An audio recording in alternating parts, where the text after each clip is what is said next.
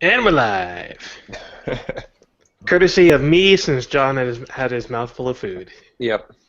That could have gotten really ugly. Good. I haven't had time to eat today because we're, and I fast during the day, so I'm like, screw it, Yeah. I'm getting food. Mm-hmm. Nice. Is Hungary different over there in Europe? He's muted. Is Hungary different? Yeah.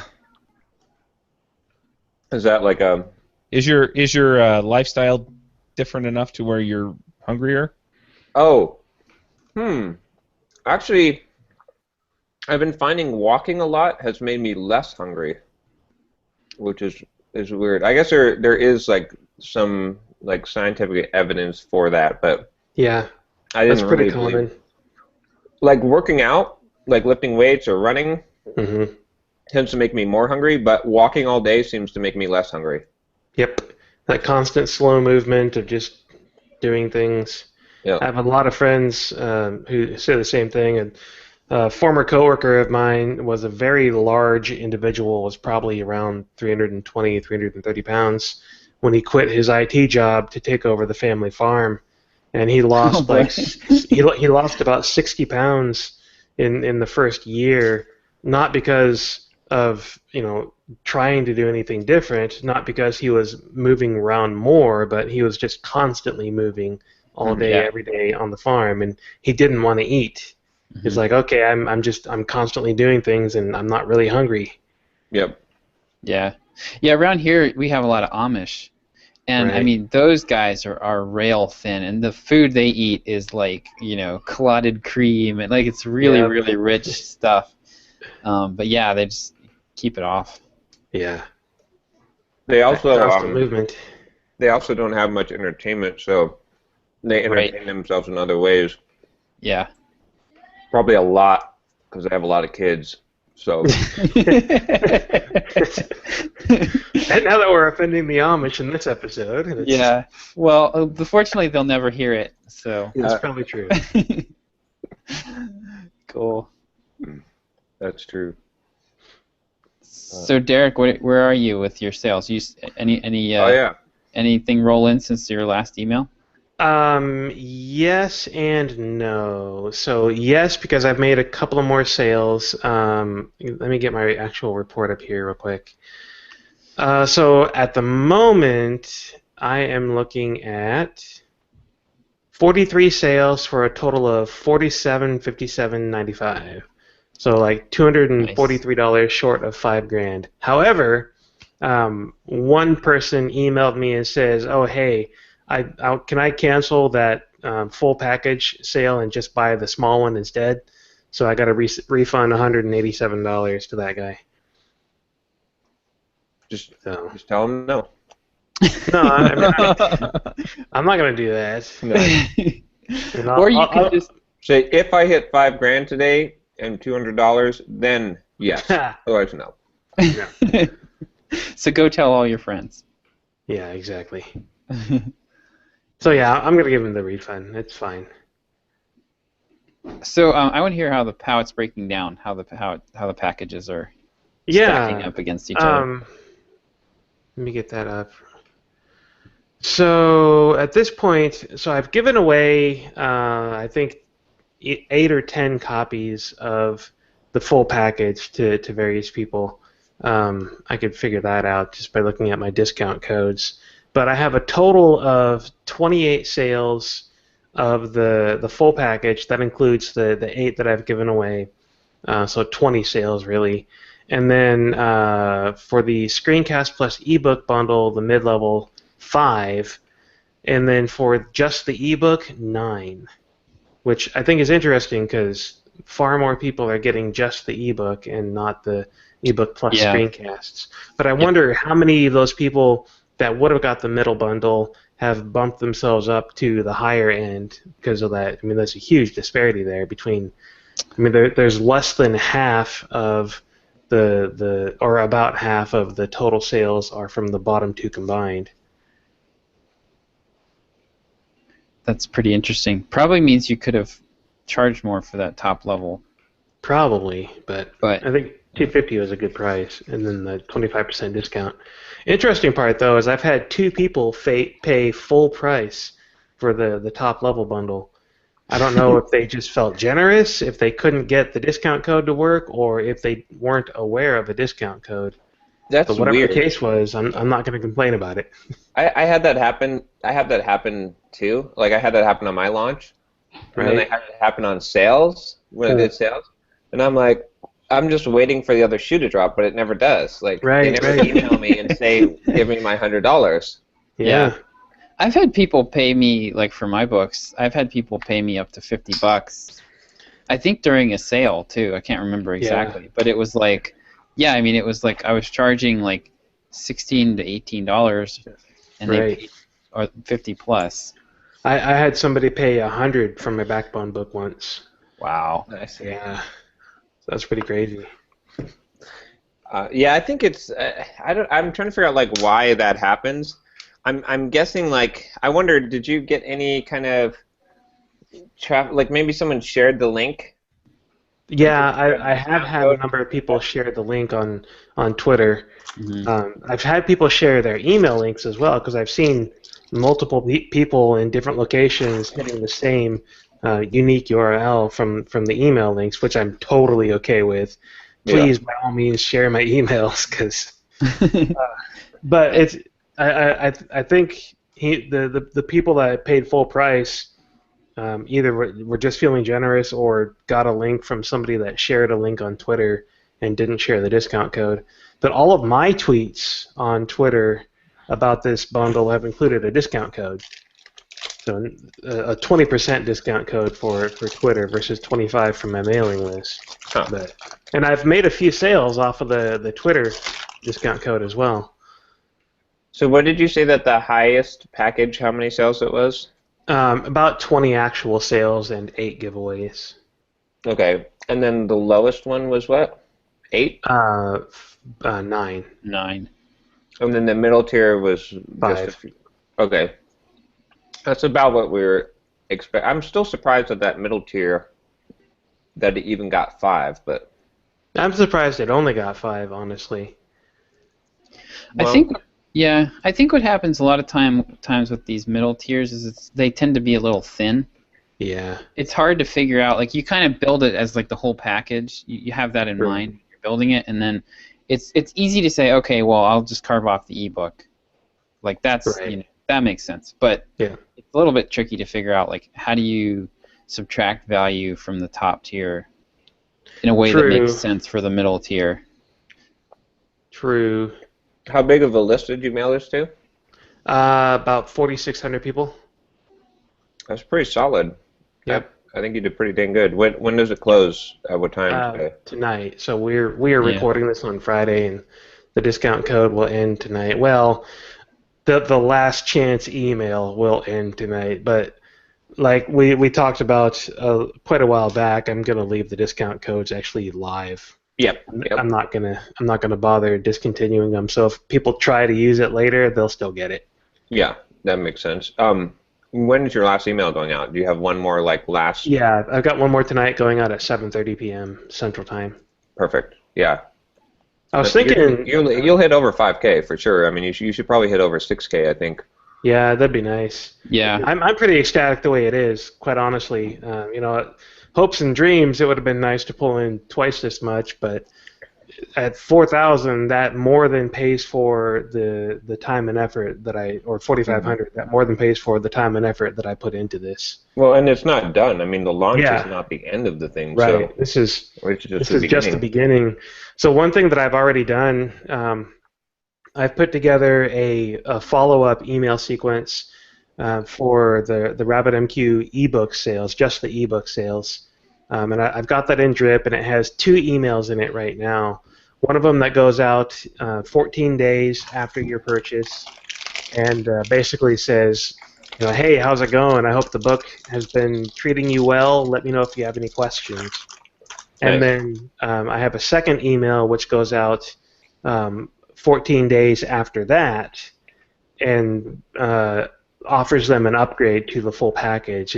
It says, hey, it's been a month since you bought the book. I hope it's been going well, but there's a whole lot more out there, and I understand it's easy to get stuck after you get past these resources that you already have. So here's what you can do to help continue to move yourself forward.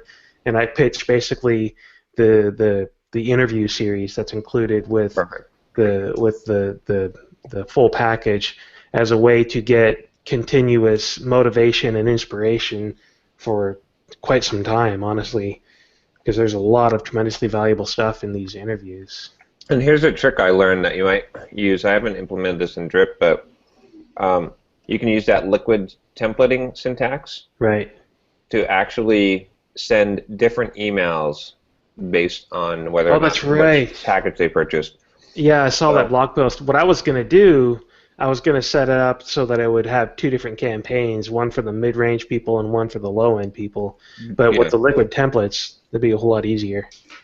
Yeah, you can basically make totally separate emails, or just craft a different part of, like, have some part of the email be different based on what package they bought. Yeah. And I think that'll work nicely. Yeah, so, and there's some stuff that Drip has added recently, which is making this a whole lot easier too. First of all, they allowed me to segment my list based on existing tags, which was nice. So I could do a bulk process, which is what I meant, based on a segment.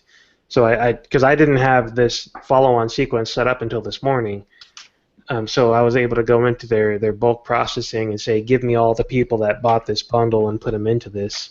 Yeah.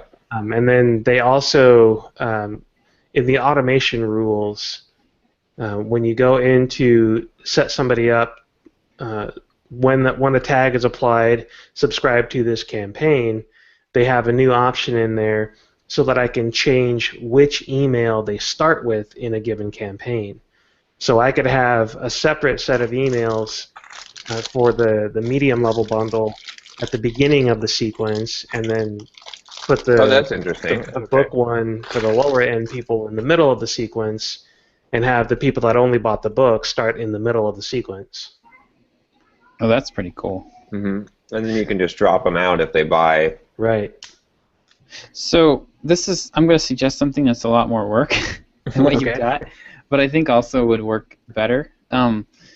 So one thing that you could do here, like people buy ebooks and then never open them. And so, like, before anybody's going to be willing to upgrade, they're going to have to consume what they've already got from you. Right. Not necessarily. Well, okay. Not always, but not 100% of the time, but the chances are a lot higher if they consume it and they're happy with it. So what you can do is set up a campaign that's more aggressive, but that actually takes the content, some of the key content from the book, and drops it into their inbox. So that's a good idea. So day one, and I would do this like day 1, day 3, day 5, day 7. Right. For several days after they first buy the book, so they're getting some of the big ideas from the book in a shorter format that they can quickly consume, and then after maybe a week and a half of that, then hit them with the upgrade, and give them a good pitch too. Don't just throw it out there, but I mean I've got a pretty good pitch in the email already. Yeah. So that's what I would do, and if I like that idea. Yeah. And you can't. I'm trying to think. So this is like an upgrade price, right? So is it? Yeah. Is there a discount? Is it a discount upgrade or just a full? 25% discount again. Okay. Yep. Which is more than the offset of just the ebook, because the ebook, even if they bought the ebook without a discount, it was $49, and this discount will give them a $62 discount. Yeah. So I would get that in front of them more quickly. That's a pretty good idea. I think I'll start putting those into the sequence that I'm already putting together. And it'll be easy to do because all I really have to do is copy and paste and then trim down the content from the chapter to just hit the real bullet points and highlights. Yep. Yeah, make sure you point them back to the book too. So totally. From chapter whatever. Yeah. Yep. And make it. I would definitely make it based on, like, you're getting this as a limited opportunity because you purchased the book, and Right. because you purchased the book, you have this opportunity to get this upgraded material at a discounted price. Yep. Like, to really emphasize that point, because that's, I mean, just thinking of from psychology, even, well, and I agree with your approach, Josh, but I also wonder if there's another approach where, like, just psychologically, right? If I buy something and then someone says, oh, and since you bought this, now you can get this thing as well. I might buy like 15 books, and I have the stack of books that I'm going to read. Like, I've been stuck in those situations before where I haven't even read the first thing yet. So, so I don't know. I'm torn. Like, it's two different strategies. You have to choose which one, right? No, you can do both. I would try to get, like, when they're in the moment, in the heat of the moment, and they're buying, that's when you'd like to hit them with the buy everything option. Right. Which is where we struggled. Well, what I was struggling with before I gave up on Sublime was how to put together an upsell funnel. Right. So, like, you click buy now, or add to cart or whatever, and you go to checkout, you enter your credit card information, and the next screen you see offers you to buy an opportunity to buy my other book for a discount. Yeah. And you buy that, then maybe you get something else. Yeah. And that was really, I wasn't able to find a good way to be able to do it and maintain tracking all the way through. Right. But now, like, there's what we're using now for one of my clients is this app called ClickFunnels, which is relatively new. ClickFunnels is amazing. Yes. Okay. I think it also handles payment processing. So, like, I think you can hook it up to Stripe and everything. I haven't looked into that side of it, but I think it actually, like, would replace DPD. And like, it's pretty incredible. Does it do digital delivery too? I don't know. If it does all of that, then I would be totally, because I looked at ClickFunnels for a while, and I was I don't know if it does the digital delivery, because we're using, all of our stuff is either a membership site or we're just delivering it like a video on a page type of deal. Right. So it's a little different. Oh, by the way, I was going to take a picture. I didn't take a picture, but I keep on seeing these DPD trucks here in Berlin. You know, the site you go to when you're like, damn it, just why does it get DPD? Like, just what is this other crony doing with DPD? So it's actually like, I recognized their logo immediately. I was like, oh, that's that stupid site that took DPD. Nice. Awesome. Yeah, so overall, this has gone really well. I'm pretty happy with the sales that I've had, and just starting to put together all of these additional marketing things to continue on. I'm going to turn my launch sequence emails into another free email course, which will then pitch the material at the end, which would then, I'm going to leave this ebook purchase follow-on series in place. So if you do buy the ebook, you're going to end up getting the emails giving you the content through email as well, and then hopefully pitching you the upgrade at the end of that. So, do you have a feel for how many of the purchasers are subscribers to Watch Me Code or not? I don't yet. I need to run a segment on that and figure that out. But I've had a number of people email me in the last couple of days saying, hey, I'm a subscriber, what is or is not included in the bundle versus the subscription. So I think I'm going to send out an email. I'm probably going to write this email while the rest of you guys are talking here and get it sent out real quick to just my Watch Me Code subscribers and let them know, hey, several people have asked, here's what's not included in your subscription, and here's this discount code, same one that I've been giving them, but here's the discount code to offset the cost of your subscription. So, that may drive a couple of more purchases as well if people get that more explicitly spelled out. Yeah, I was thinking about some solutions to it. I mean, it depends on, I'm trying to think, like, just from a consumer viewpoint, would I be pissed off if you release this package and I'm paying for monthly, since I'm only paying for screencasts, though. Yeah, since I'm only paying $10 a month, I'm not going to be pissed. Yeah. Well, I don't think that's paying the subscription necessarily entitles them to everything that you produce. It's not like not like those draconian work for hire agreements where it's like, we own your soul, we own any biological Right. offspring that you Yeah. father. Like, you know, it's But some people are probably going to be annoyed. Like, okay, here's the person who's annoyed. Not the general Watch Me Code subscriber. It's the person who's the Watch Me Code subscriber paying $10 a month who is interested in a RabbitMQ, and they're like, oh, dang it, now I have to pay more for this extra content. Like, now, granted, obviously it's worth more, but I'm just trying to think, like, how can you offset that? Well, first you need to. Like, I would look and see. I'm going to guess that most of your customers are not Watch Me Code subscribers. I'm going to guess that there's hardly any Watch Me Code subscribers that bought your package. If that's the case, then you don't even need to really advertise to them when you do stuff like this, if it's like overwhelmingly no one's buying it. But I was thinking about a solution to this problem, because inevitably some people are going to feel like they're getting gypped or ripped off. Like that's just like how people, I mean, people whine about everything, but I was thinking that maybe what you should do in the future is have exclusive content. So, okay, so let's say you do another one of these in the future. So you have your packages, right? You have the standard video series that is both in the package you're selling and in Watch Me Code, right? Your videos, just like you're doing.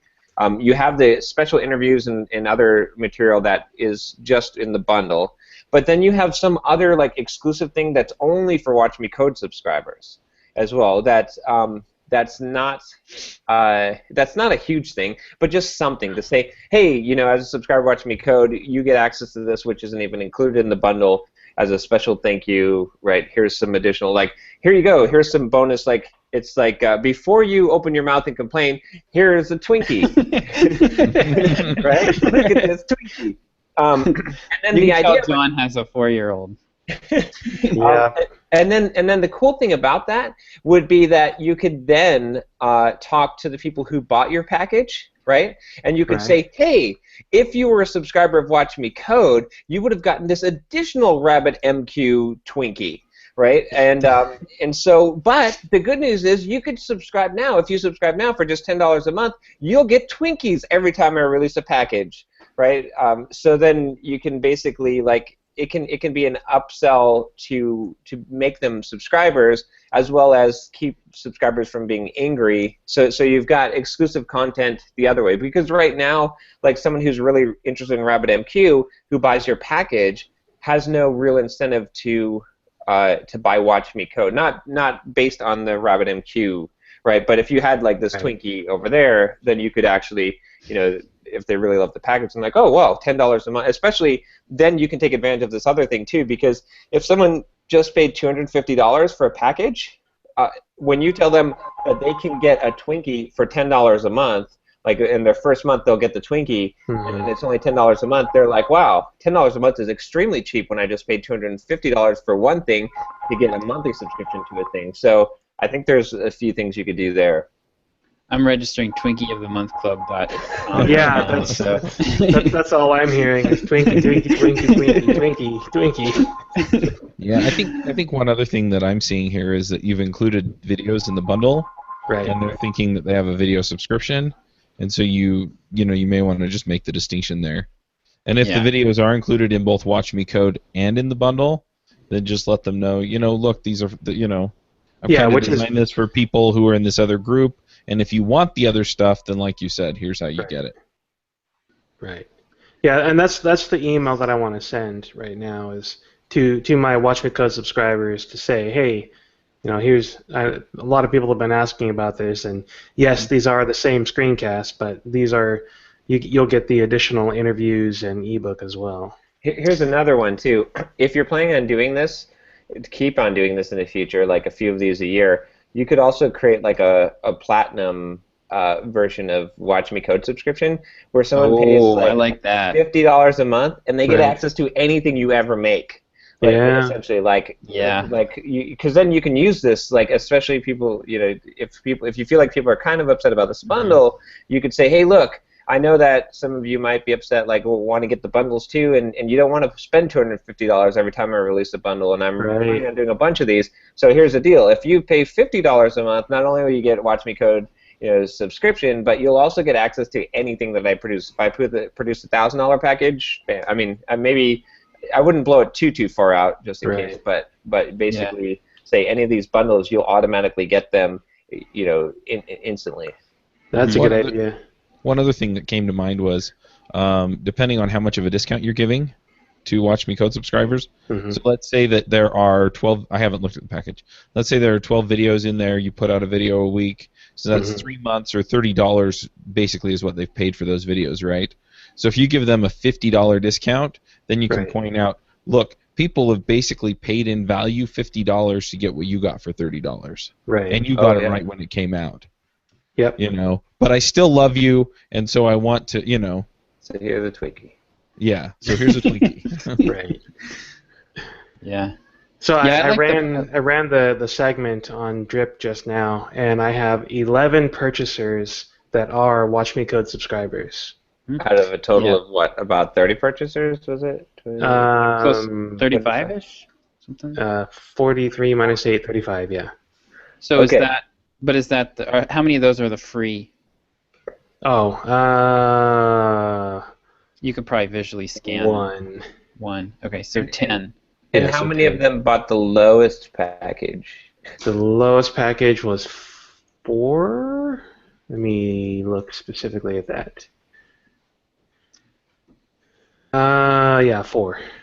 So half of them bought the lowest package. So six subscribers presumably bought the whole thing. Yep. They're the people pretty- who really love you. Pretty That's a much. pretty good Yeah. chunk. So one other way you could handle this too would be to do a pre-launch to your Watch Me Code subscribers with a steeper Right. discount. Yeah. Oh yeah, that's a good idea. Because then- because you can And flip give them, those guys. give them a bundle that is just the things they don't have. Yeah, Oh, there and you go. and you could flip them a lot. You could flip a lot more of them Right. over that way because they're already paying you money. Yeah. Yeah, that's like when Wait. the lawn guy calls me up and he's like, "Hey, the grubs, it's grub season now, so I'm gonna have to aerate your lawn and degrubify it, so $50. Otherwise, your whole lawn's gonna be ruined. You're paying me $30 a month to fix your lawn. You want your whole lawn to be ruined because you're not gonna spend $50? Like, And then you say, get your grubby tools off my lawn. but no, I mean, like if you're already paying like a monthly, like you can throw these add-on things. Yep. Yep. Yeah, I think like I would try to keep it. The only thing I don't like about John's suggestion about the Twinkie is that it's a little complicated to explain. Horribly So complicated. the simpler you can keep it, the better. Yeah, I like the pre-launch to Yeah. the current subscribers better. That's a lot easier better. to deal with. Yep. And then they don't feel like they're gypped. They're getting it Right. early. They're getting it Yep. cheaper. You're only advertising what they aren't getting, not Yep. what they already are getting. And then you can go to the people who bought, who aren't Watch Me Code subscribers, and again, you can say to them, look, if you were a Watch Me Code subscriber, you would have gotten this a week earlier. You would have gotten, it cheaper. Yep. So, like, part of your Watch Me Code subscription would have been subsidized. Like, you might as well have been a Watch Me Code subscriber because you paid X dollars, and if you were, 3 months of subscription would have been the discount you would have gotten. You would have essentially gotten 3 months subscription free. Something Yep. along lines Mhm. that. Yep. Yeah, and I would do that after you've wrapped this. Like, if you're going to do that, I would do that after you wrap the sale up, Right. so you're not muddying your message. Yeah. Yeah, that's a good idea actually. Cool, but that's good. I mean, this is Yeah. definitely a successful launch. This is Yeah, very much so. Yeah, almost Which- 1% which of your is- list on a niche topic like this. That's pretty good. I like Which having is those things. a nice win to have after last week. yeah. So Chuck, that's your phone, right? No, That's it's not my my phone. phone. Oh, okay. I was gonna say I don't have a landline. Yeah, I don't know who the crap I keeps don't trying to either. call me. The only people that ever call my landline are marketing scammy assholes. I literally never answer the phone ever. I had a meetup last night. I did a meetup with people from Berlin, and there's this one German guy that is an Entreprogrammers listener since the beginning, and he's like, you should go back and listen to the first few episodes where Derek is like so against marketing, and he would, and then and now he's like the marketing guy. Like, I thought that was funny.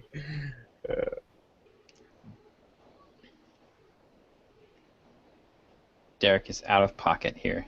Yeah. Sure what's going on. Oh. House is on fire. All right. Yeah. His phone exploded. Ignore those persistent callers and yeah. Yeah. There he is. Just the house is on fire. Yeah, somebody actually left a message for once, which was unusual.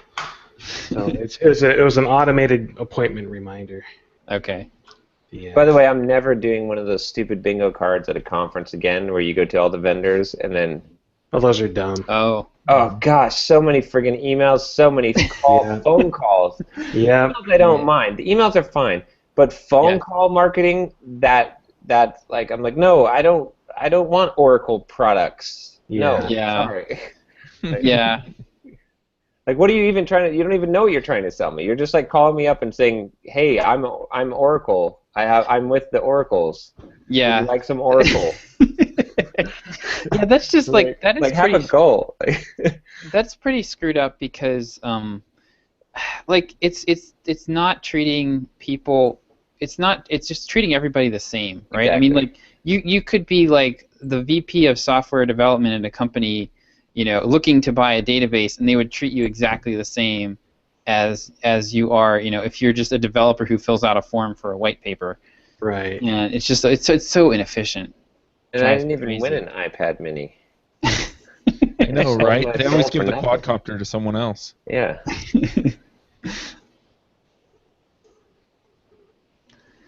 Nice. So Derek, is that pretty much your week then? Just been this launch? Yeah, pretty much. And then trying to answer questions for people that are on Signal Leaf, trying to get things on that set up. I've got a really great deal with Libsyn set up for my subscribers on Signal Leaf. So they'll get a month of free service, free migration, and then I get half of their first paid month as an affiliate fee, which I was wrong about what I said last week. They actually do pay out real money instead of just credits to their service, which is nice. Yay. Which this is here's the horrible part. If roughly half of my customers become I think I see where this is Libsyn going. customers, it will be more profitable for me to be a Libsyn affiliate than it was to run Signal Leaf. That's funny. Yeah. Yeah. Is that ongoing? Is that ongoing? Yeah, money it's you make? ongoing. Oh, Wait okay. a minute. Cool. You get half of their monthly fee ongoing? Yeah. That's No, their no, no, no, affiliate? no, no. I'm sorry. I said that wrong. I misunderstood the question. Oh, Half of their first paid month. Okay. Oh, okay. So it'd probably like anywhere from like what, $5 to Yeah. $20 or $30. I mean, right. If they get a $10 plan, I get a $5 a month. An ongoing one would be nicer. Yeah. That would be nice, but yeah, who's gonna do that? You might be able to work then out a Libsyn deal would with- go, if you could do that, Derek, if you could convince them to offer that, then it would bankrupt them and they would fold and you could bring back Signal Leaf. Pick up the pieces, Totally. Well, you might be able to work out a deal because you're going to have traffic coming. I mean, the lifetime value of a customer that you send to Libsyn, it might be like $5 to $10 for half the month. But if you could get like $1 a month, like a 10% of their bill, Right.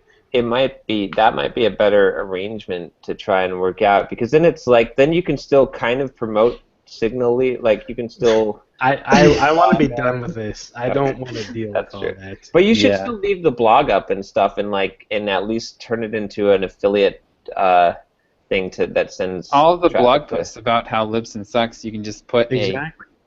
just hyperlink all the Libsyn references over to See, Libsyn. what I'm probably going to Not. do is repost all of those on derekbailey.com and then just put in some URL redirects for the blog.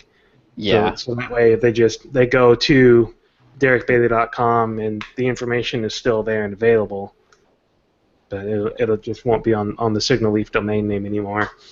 But I've been answering questions about that and helping people migrate stuff, showing them where the migration feature is in SignalLeaf to do a redirect. And then I was planning on recording a short screencast today showing me actually completing the migration for the Entreprogrammers podcast, since we're moving over there. But my daughter is sick today, and she's watching movies at the moment, so I don't have an opportunity to record anything today, which is really stressing me out, because not only for SignalLeaf, but also because I don't have any episodes for Watch Me Code next week, and I need to record something. So that's my week. That's all the crazy things with this launch and dealing with SignalLeaf shutting down, and I just want it to be done with and gone. Hey, repurpose that email course to be email course to pitch people over to Libsyn. Yeah. You should, seriously, because it's not specific to SignalLeaf. Right. There's some really good emails in there that are funny. Yeah. but seriously, you should try and get as much stuff. I mean, you've got like some traffic and stuff. Like, you might as well. I mean, maybe if you can make like $100-$200 a month. Well, I don't know. I guess probably you wouldn't. Because I'm thinking about, like, you would have been pulling in those subscribers to SignalLeaf. So yeah, maybe it's not really worth the effort. But I've still got the material if I ever do want to do anything with it. Yeah. Are you like kind of still paused with your contract? Ask that question a different way. Sorry, you're contracting with your. Oh, my client work? Yeah, your client work. No, that's still going full on. Oh, okay, cool. Oh, I got an idea for you. Here you go.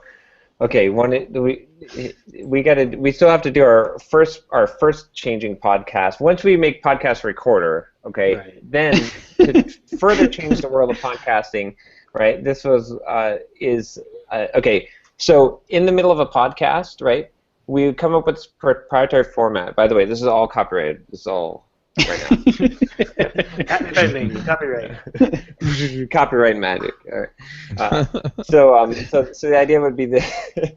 Okay, so you know how there's inaudible, right, pitches that the human ear can't hear, right? And okay, right. So there's a problem tracking podcasts, right?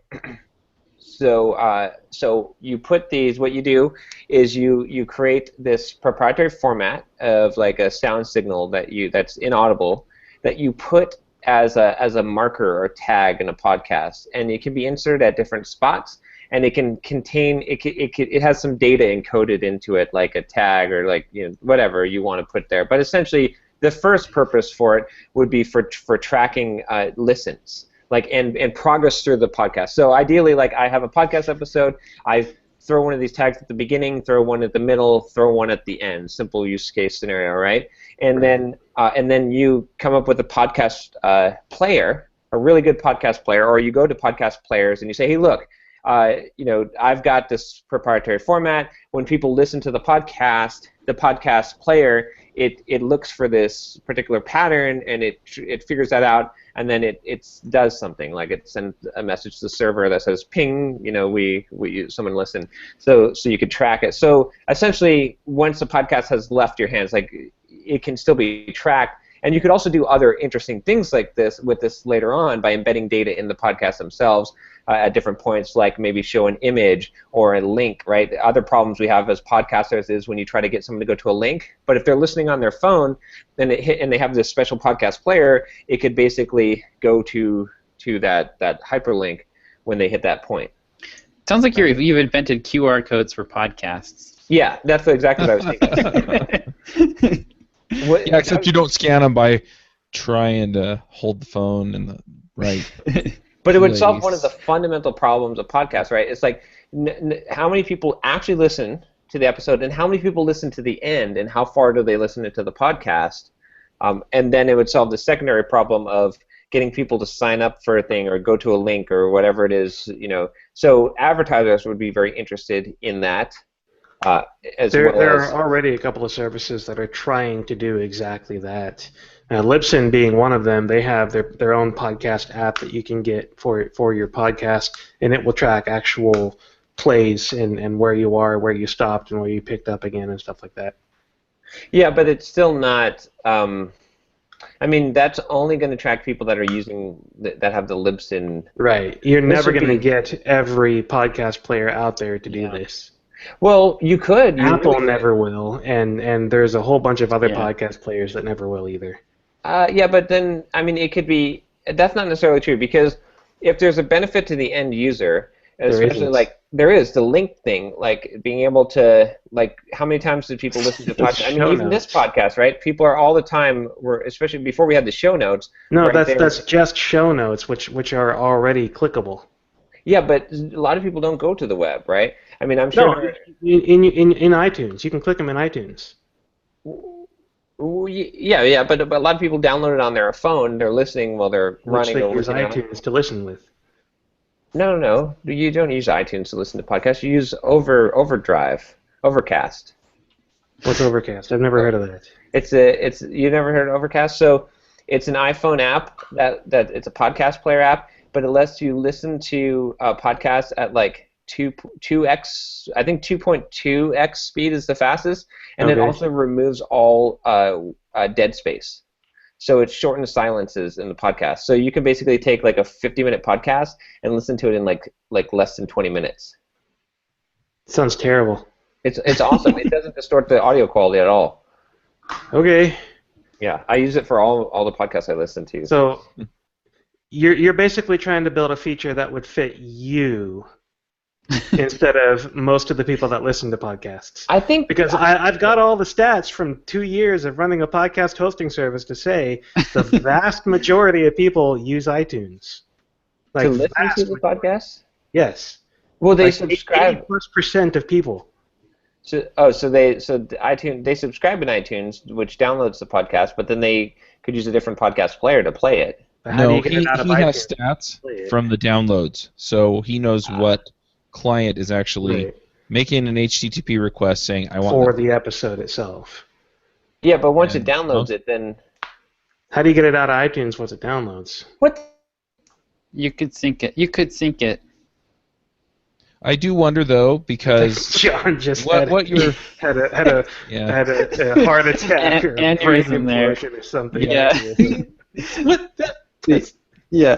But yeah, one other thing I do wonder though is that I'm assuming that most downloads, I guess iTunes does put iTunes into the client header, but I wonder if many of the other ones are, it'll show up as like Apple Core Audio or what's the web? Right. Is it WebKit? No, it's not WebKit. Anyway, that makes the HTTP request, download it. I wonder if they changed the client, That was weird. string or whatever. Right. My screen just went like white screened. I was censored by Yeah. Apple. German authorities. There's another person on this call that looks just like you, next to you. Put them in. But okay, so I have to tell people that are listening to Entreprogrammers then, it's 2015. Why are you using the iTunes app to listen to podcasts? If you're on an Android phone, there's Dogcatcher, there's like Stitcher, there's like tons of podcast apps out there. If you're on iPhone, there's like tons of them that are better than iTunes. I'll tell you why. Because it's built in and I don't have to think about by it. default. Yep. Yeah. Yeah, but don't you want the best app? No, I want I- convenient. It's built in. It's more I convenient. use the Apple Podcasts app. I tried 3 or 4 other ones and I just didn't like them. Overcast is the best. I don't know. Yeah. I use Downcast, but yeah, I know that most people. I mean, my mom, I've tried to get her into podcasts, and if I got her listening to podcasts, honestly, my guess is she just used whatever default app I set her up Yeah, on. the only reason my dad knows about our podcast is because he was able to find it in iTunes. I see. Okay. But we're uber geeks, and we're like, Right. I want all these features, and I know I can have them somehow, and so Yeah, I we have are the accepted when- technological elite. We are the people. We are the 1% of people that are willing to go out and find something better, something that's other than the built-in, and because customize that's our what we phone. do. Man, I need to get okay. All right, this is a job for. If iTunes totally didn't work, then people would use something else. No, I they wouldn't. They'd still use iTunes because it doesn't work, and they still use it. No. What I mean iTunes is garbage. I hate it, but I still use it because it's built in. no. What I'm saying is if it didn't work, like you couldn't actually, something was screwed up and you couldn't actually subscribe to podcasts or download or to the point where it was like completely useless. Yeah. Then people would switch. I've got a job for Eric.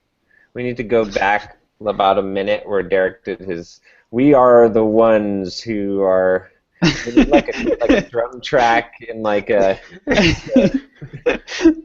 We should auto tune it too. We are the ones who are technologically elite. Awesome. I have to say I embarrassed a couple of Cub Scouts yesterday. They lost their buddy, and so when I found both of them, I sang to them for about 10 minutes. I was just making up songs. Nice. About how all the terrible things that could have happened to them without their buddy. Yep. Anyway. All right. Well, I think we are wasting data in podcasts. We should be using that inaudible. I'm just picturing terrorists hijacking that inaudible frequency and finding a way to drive people insane. Like Stephen King had a whole book called Cell. And it was like people. They broadcast the frequency over cell phones, and it turned people. I loved that book. Oh, that was such a great Damn book. It. Every time someone invents a new technology, what the first thing that people say is, "When terrorists get a hold of that?" Well, that wasn't the first thing I said. The first thing I said was that I was mocking you by saying that you invented QR codes. Yes. Okay. Well, I think it's a brilliant idea. So the first thing that people say is no one's going to use that. The second thing they say is what happens when the terrorists get it. Yeah, that's true. I want to invent something completely innocuous then, and then have somebody try and It's a stick. Yeah, but when the terrorists get a hold of it, it's a stick. But if you could reinvent podcasting today, right? You would have. Thinking back, you would want to solve this problem of tracking listens and how far people listened into a podcast. The format would be, I don't know. Yeah, with hindsight, now that we know that it's a business model. Right, but you also have to consider that a lot of people that listen to podcasts are not connected to the internet while they're listening. So you would have to store that knowledge somewhere and then burst it back to a server once they are connected, which could rack up bandwidth costs for people that can't pay for the bandwidth. So there are some social and technical issues to deal with in trying to capture that. It would have to be an opt-in feature for people that can afford the bandwidth. I guess so. I mean, it could be a very small. I mean, if you've got a podcast player. But your podcast player, I was subscribing to podcasts long before I had a smartphone. I mean, we're talking almost 10 years ago. I was downloading MP3s onto a device that was USB connected. Yeah, but that was 10 years ago. Right. Now. So if we were reinventing things now, it would be different. But back then, it was. Okay. Well, we'll see. I'll show you guys. So here's the thing. I'm going to start embedding in this one. I can. No! I want to be 2,400 baht.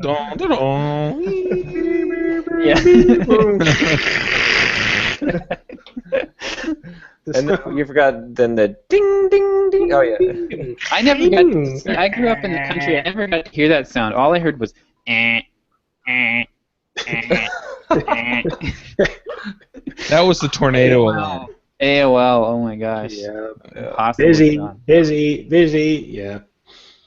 So here, I'll make this prediction. John, you're right. Somebody will create it, and it will revolutionize podcasting. Yeah. But it won't happen for at least another 2 or 3 years. And then guess what? I won't even do anything except go back and sue them. That's all. Because I did the magic. There you go. Go patent the dumb thing so that you can. Well, no, copyright right now. This is you have to patent it. There is no copyright for what we've been talking about. Copyright doesn't cover that. Yeah, but if I go and file a patent, I'll have prior use. You better get that provisional patent filed, otherwise it's worthless. Not if you projected the idea out into the public. and show that you were doing it first. Yeah, but you still have to be Good luck with consistently that. working on it. Or John's been like somebody else can away from steal the it. real world for like 3 weeks, and he's like completely lost touch. Completely. Are you saying that Europe isn't part of the real world? Yeah, that's basically what Josh said. Yeah. Well, let's put some other words and his feet in his mouth. Totally. Oh man. Yeah. So when you were talking about the videos and stressing, I'm in the same boat, Derek. Yeah. I've got a few videos over with the editor. I've got a few more that I need to record, and it's been nuts. I mean, this last week, I think I had most of Monday, and then I recorded podcasts on Tuesday. Then I had day camp the last 2 days, and our car broke, and of course, it was easier for me to fix it than to fight with my wife to take it in. So so I've been doing that. That was yesterday and this morning, and I'm not gonna have any time today. It's just nuts. Yeah. But the nice thing is that I have been able to get 1 or 2 done, which gets me a week. But yeah, it's that rough. can. Yeah. Next week is Ruby Remote Conf, so I don't know when I'm going to record next week. But. How is that? So you haven't talked about that lately. Yeah. Or how? So the sales are coming in this week. Okay. Before this week, I had 5 people registered for the conference, which is a lot lower than I thought it would be. I think sales are going to pick up today and Monday. I don't think I'm going to have the turnout that I thought I would. I'm wondering a little bit though if I had done early bird sales and then done a push for it, if I could have gained some momentum in the marketing so that it would have, I could have had marketing running for 3 or 4 weeks instead of the last 2 weeks or whatever, and not a whole lot of urgency until the conference is next week. How many did you say you had subscribed? At this point, I have. I need to look again.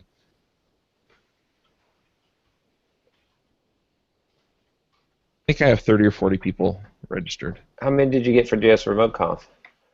150. But they came in mostly at the end, if I recall. I had a bunch sign up for early bird. The other thing is I raised the price on this conference, and I'm wondering if the ticket price affected it. From what to what again?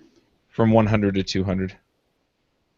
Well, it could also be that all the Ruby developers are doing Erlang now. Oh yeah. And Rust. Yeah, I've had a bunch of people saying it's a great idea and I wish I could go, and so I'm also wondering if more lead time would have reserved the time on people's calendars. Yeah. Yeah, and the other thing is it's summer. Yeah. And Right. This Summer's is something bad we for talked about. conferences. We talked about last year. We talked about this. Just summer. It just can kind of suck in general. It does all kinds of crazy things. So I would have been better off doing it in like May. Probably in hindsight. Because I could have done that. I mean, from JS Remote Conf, that would have given me 3 months lead time. So. Yeah, we forget because we're kind of out of the real world, right? Yeah. But yeah, like I remember when I was at corporate jobs, like it was freaking impossible to get anything accomplished. Like December, and then basically June, July, August. Yep. It's like double. Anything you want to do, like doubles in delays and. Yep. Everyone's downloading their podcasts using iTunes. And going on vacation to Europe for 3 months. Well, they're putting them on their SanDisk MP3 players. Exactly. I gotta disassemble the thing, put the USB side in there, and then go replace the AA batteries in the other half. Yeah. So next year I'll have to do it in May. I'm also looking at doing an Angular conference, and I'll probably do that one in September. Okay. And so I think I'm going to do Angular in September. And then I am debating, because I want to do one for just Rails. So the issue is if I move Ruby Remote Conf to May, then it may coincide. I'll make sure it doesn't fall in the same week, but it may coincide somewhat with RailsConf. And the same thing with November. November is RubyConf. So I could do it at the end of October, but with the retreat right there in the middle, I don't know if I want to come back from the retreat and then go, conference! Oh, yeah. Do we have anyone who's bought retreat tickets? Has Josh sent the email yet? Josh has not sent the email yet. I'll have to yell at him about that. But someone could have listened to the show and bought it. No. Figured out the Eventbrite URL just by hacking. Yeah, just by randomly guessing characters at the end of Eventbrite. Get a GUID generator, Right. Remember when Join Me first launched? I created a Join Me war dialer. Yeah. Randomly join people. It was awesome. They've changed it now. You can't do that, but I created this thing that just randomly joined. Nice. Yeah, join. Join.me/1, join.me/2. Pretty much. In college, I had we had on our doors we had those push button, the 5 push button combination locks instead of keys or anything. 5. And my code my freshman year was 5 1 2 3 4, which was the second code you would try. If you're gonna cycle through and try to break it. It was the second thing that people would try. So there were all kinds of people in my room. That's very uncomfortable.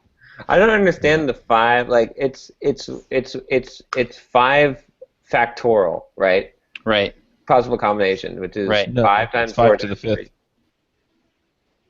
5 Because you can repeat numbers. Oh, you can repeat numbers? No, not on the. I don't think you could on this one. Well, you may. Are they toggle switches? Clink, clink, clink. I honestly don't remember. I think that you could only push each one time though. I remember the 3-digit combination locks, right? And I was like, okay, well, this is going to take me a while. But then I stole people's bikes.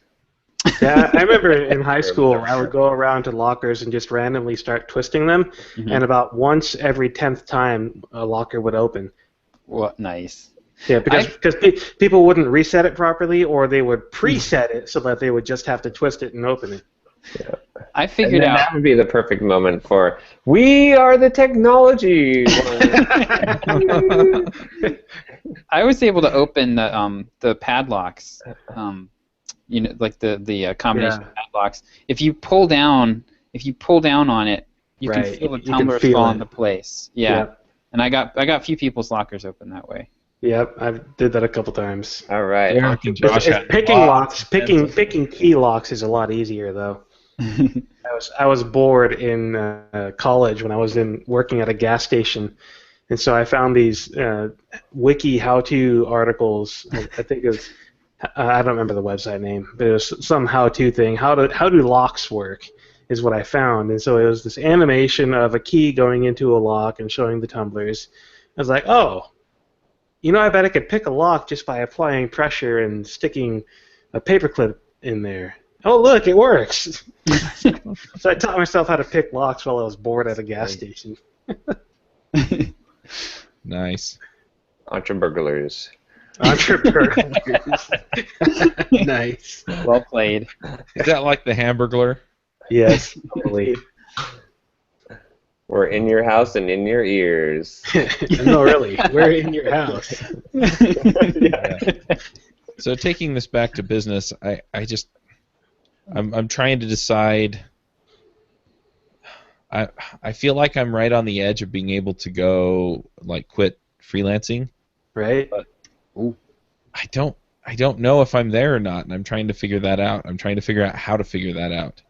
Okay, so here's how you could figure that out. How much are you pulling in income-wise non-freelancing right now? Chuck's gonna say $50,000. How'd you do the last 3 months? How'd you do the last 3 months non-freelancing? Yeah. No, I talked through that last time. The last 3 months, I think I averaged about 30,000 gross. Right. Right. You could definitely do it then. So here's you can. I'm going to make this even easier. Quit freelancing. Yeah. Then you'll find out. Yeah, that's the only way you're going to find out. And frankly, at this point in time, you could quit freelancing for 3 months, realize that you made a horrible mistake, and you have zero money in your bank account, and then go freelance again in order to build your bank account back up. This is basically the same advice Derek gave me like 4 months ago, and he was right. So where I'm at right now is so I haven't had a client for 2 months. Then don't find another one. but things have gotten really tight. But I'm about to get another infusion of cash from sponsorships. Mm-hmm. Yep. Yeah. So that's kind of my deal is that so things got really tight. I paying Mandy a little bit late, but other than that.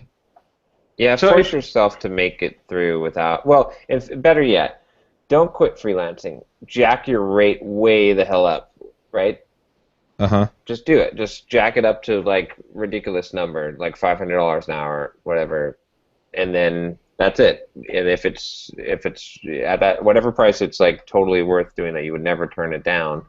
And then that'll probably effectively quit freelancing. But if you get a few clients at that, it'll be worth it because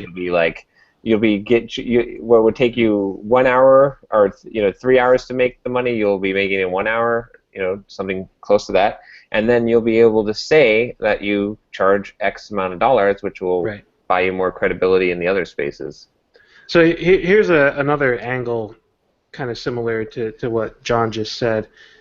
This is actually kind of what I'm doing personally right now. Is I'm not really doing client work other than my one client. I'm not consulting. I'm not contracting. It's not really an option for me right now. But it is always an option for me if things do get hard. Mm-hmm. If I find myself in a situation where I cannot make ends meet with my current client and with Watch Me Code, then I have the option of going and finding clients to help me get through those tough times. Yeah. So you say you haven't had a client in 2 months, but you're falling on some hard times. So don't go back into freelancing in order to fix this. Just take a freelance job in order to get through the hard time. And once you're done with that job, you go back to what you've been doing for the last couple of months. Yeah. It's a fallback in order to make ends meet when you run into hard times, because you're going to run into hard times. It happens. And until you have your bank accounts buffered enough that you can weather through those hard times, this is something that you need to have in your back pocket to pull out. Okay, I need a job for a month. And then I'm out, and go find a job with those constraints and with a high enough price tag that it's worth it. It might be worth looking at, like, is there anything you could specialize in too, like, where, I mean, not even that you'd go looking for it, but you could say, like, I only do this one thing that's a very, very tightly, it's a very time box type of thing where it's not going to be an ongoing engagement, and then if you specialize in that, it might help you justify. Right, like the productized consulting that you've talked about in the past with Ruby deployments and whatnot, and automation. Yeah, I've also been thinking a lot about doing like basically business dashboards or information like that. I really like the D3 library. I don't know if you guys have seen that. Yeah, it's pretty slick stuff. And so. Yeah. Personally, though, I would try to avoid all that because you've got too much going on right now. Yeah, I do. Like, just focus. If you focus on your core thing, I mean, you're making a good amount of money podcasting. Like, that's your bread and butter. Like, you need to focus on growing that as much as possible, and because that's your easiest leverage point right now. Like, you can make more money podcasting more than anything else that you can do, like as far as sustained growth. So so pour your time and effort. And like what you don't want to do, I mean, you already talked a little bit about burnout. It would be so much better if you dropped everything except for the podcasts and didn't burn out than if you try to do too much and you burn out and you end up dropping off the podcast. Yeah, and that was the other constraint that I forgot to mention, was just if you do pull consulting or freelancing out of your back pocket again, you have to drop something else in order to do it. You can't add it on. For me, if I really was that hard up for money, I would stop doing Watch Me Code while I went and found a larger client. Yeah, last month without a client, I made 20,000 gross, and yeah, I spent a lot of it. Right. So that's But the other thing. yeah, But but you yeah, probably didn't have to spend that much no, of it. I didn't. Right, and you're still working on the debt situation, right? Yes, So that and $20,000 goes a lot further once that's taken care of. yes, totally. Yeah. And the other thing is that I mean, once I actually have people paying for Rails clips, I mean that changes the equation too, and that Right. may be enough to tip it, so that I go over the Yeah. I go over the hump. But Yeah. yeah, What all focus plates are you spinning right now? Because I have a hard time even keeping track. Yeah. so I have Ruby Remote Conf, which is solved for me here in about a week. Right. Um, But you've got multiple conferences throughout the year. yeah, I'm going to put on other conferences, but at this point, after doing two, Mhm. it's not nearly as much work. I mean, I've got it pretty much figured out what I got to do, and so then it's just tweaking, doing a call for proposals and how does that work, and tweaking a little bit more about the timelines for the marketing and the early bird tickets or not and things like that. And then make sure you actually write this down so that you can Yes. hand these things off to other people in the future. Yeah, Mandy handled about probably 3/4 of the work for Ruby nice. Remote Conf. Nice. She did all of the scheduling. She reached out to all the speakers. She, I had to update the schedule because there was some funky YAML formatting that I had to deal with, but Right. just not her skill set. But I mean, most of the rest of it, I need to get her trained up a little bit better with Edgar so she can just schedule tweets to go out. Right. And then just copy and paste the library, Right. change the names. Yeah. But just stuff like that. But at this point, this is the second one. People are starting to recognize, hey, Chuck's doing these conferences. I'm getting all kinds of positive and excited feedback about it. I don't live near other developers, or I work remotely, and this is nice. This stuff like that. So I think with a little more momentum, I think I can really start to tip the scales with the conferences too. You should probably come up with a point too where you figure out. I mean, you need to figure out your net profit from this, including what you end up paying for other people to work on it, Right. and then figure out like a point where does it make sense or not. Because I don't know. I mean, you did pretty well on the I thought for on the JS remote conf, but you'll have to compare it against your other things and how much effort it takes. Yeah, definitely. And what you think it'll grow too. Mhm. Yep. Well, I'm feeling a little better about it, but yeah. So yeah, it's at this point I'm probably going to wait another month or so before I really decide how much freelance work I want to take on. Because once I get paid for the sponsorships, I should be in pretty good shape for a month or so. Yeah. And don't try to make as much money as possible, right? No. Like I'm sure that doing freelancing will probably right now would generate more money than like you could make more money, but it'd be better to invest in your business in the other, because the freelancing is a one-shot thing, like because I don't know, like you might be fearing that, oh well, I'm missing these opportunities, like this is a stupid move because I'm turning down this opportunities where I could be making this easy cash doing some freelancing. But if you keep making those short-term choices, like at some point you're going to have to cut it and just say, look, I'm only freelancing for like ridiculous amounts of money, otherwise these short-term The other thing too is like to look around at, and I kind of did this when I was looking to quit my job, like look around at your assets that you've built and go, okay, well, if I really get stuck and I need a couple $1,000s, what could I do to generate a couple $1,000s without taking on a client? For me, I have a mailing list of 58,000 people. I could throw together some little $7 product and probably make $5,000, in a weekend if I wanted to. So you've got that type of thing at your disposal too. So I'd look to lean on that type of thing rather than consulting. If your goal is to get off of the consulting bandwagon entirely. Yeah, that makes a lot of sense too. I mean, get better at what you want to do versus continuing to do what you were doing in the past. Yeah, that makes a lot of sense. I mean, if things get tight, and I could spend a couple weeks, just heads down working on some product that I can put out there, and make up what I need to make up until I get, the next planned money coming in. Yeah. Yeah, Ryan Dice has a funny story where he he was it was his first year in internet marketing, and his accountant calls him on April 14th, on Sunday night, April 14th at like 9 p.m. and he's like, Ryan, you had a good year. And Ryan said, I learned that is a bad sign when he called me. Yeah. And so basically, yeah, he hadn't paid his taxes, and he owed $250,000. Oh my! And it was due It was like due, within a few days. 24 hours. So I think he had like 3 or 4 days before April 15th. Okay. So he like sulked for a few hours, and then he sat down and pounded out a bunch of emails, and he ended up making almost $300,000 in like 3 days, and he paid his bill and everything, like enough to pay the bill plus the taxes on the new money he had just earned, and have a little bit left over. So you have that kind of resource at your disposal. Yeah. So, at the very worst case, you can just like you can beg on an episode of Entreprogrammers, and then on Tuesday, Yeah. Well, I've done that before on my other podcasts, and I've had people come out of the woodwork. Hey, well, here's some work. Here's this. Here's that.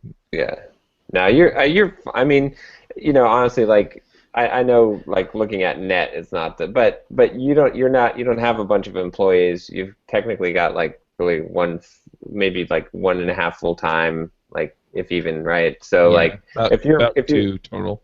Okay, so if you're pulling in like 20 or 30K, and you're, we know what the operating margins are for these types of business, like you're okay. Like you're gonna be okay. Like you're not gonna be, you know what I'm saying? Like it's not like you're operating on like a 5K budget and like, can I make it or not?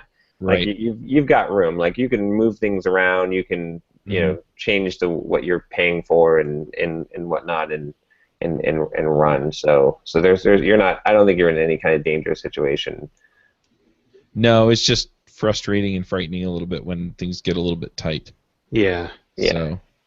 But once you get that debt paid too, then you'll be. I mean, you're so close to that. So once that happens, I'm getting really close. So yeah. Yeah. My iWatch is ringing. I was in the park today.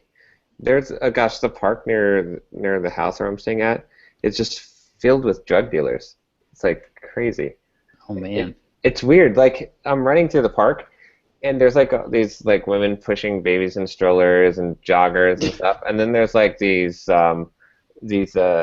black guys that are like obviously drug dealers. Well, not because they're black, but because they're like hiding in the shadows, and like when they see people coming, they're like they're. And then there's like and so I'm like running by, and they're like all over the place, right? There's all these like drug dealers in the park. I'm like, I don't quite get this, and I wasn't sure, like, okay, at first I wasn't sure if they're muggers or drug dealers, because it's like the same type of like vibe you got, you know what I mean? And they just look like really out of place, right? And they're just sketchy looking characters, like just and so my wife calls me, right? And I'm running through the park, right? And so my iWatch is ringing, right? I'm like, oh, hi, talking to my iWatch, running past drug dealers. That's great. I'm sure that I'm not going to get mugged for sure now. Yeah, so that's my... Like a spy, right? Huh? Like a spy. Come in. Yeah, exactly. Yeah. Like, look at my iWatch. Here, don't mug me.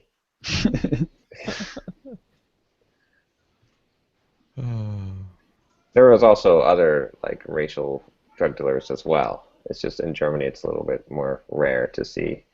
Well, I guess in Berlin, it's pretty ethnically diverse, but there's a lot of sketchy looking people there. It's pretty weird. But I can't figure it out, because it's like, I guess they're like harmless drug dealers. I don't know.